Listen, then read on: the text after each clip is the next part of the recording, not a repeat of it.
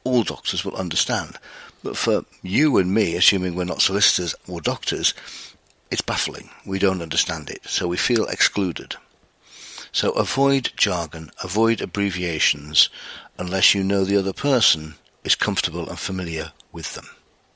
So, I was writing to somebody the other day, and I used the abbreviation OD, and they hadn't a clue what it meant.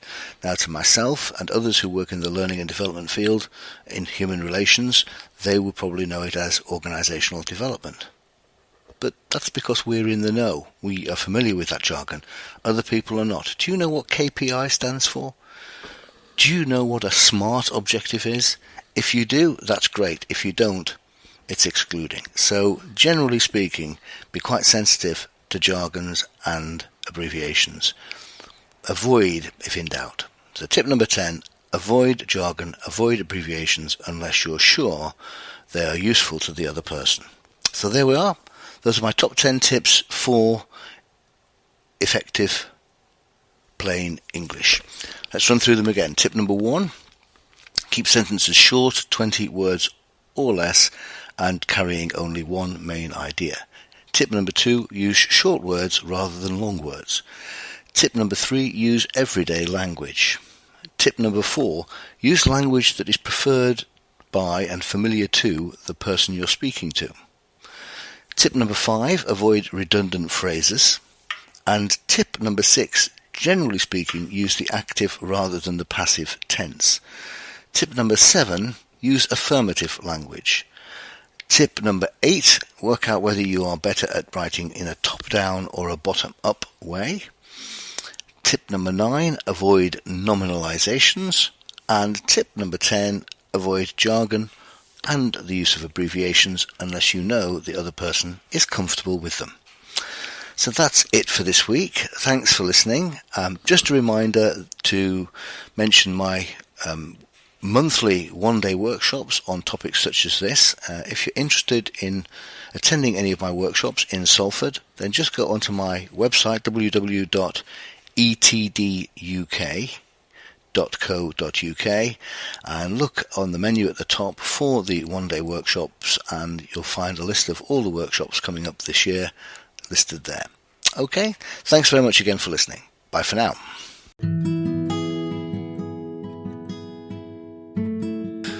Thank you for listening. If you've enjoyed this podcast, make sure you subscribe. You will still get the podcast for free, but you will also get an alert to let you know when the next podcast is available. And please recommend the podcast to anyone else you think might like it and benefit from it. Also, I'd really appreciate it if you could leave a review and any other comment, because they'll help promote the podcast series on the relevant platform. So, bye for now.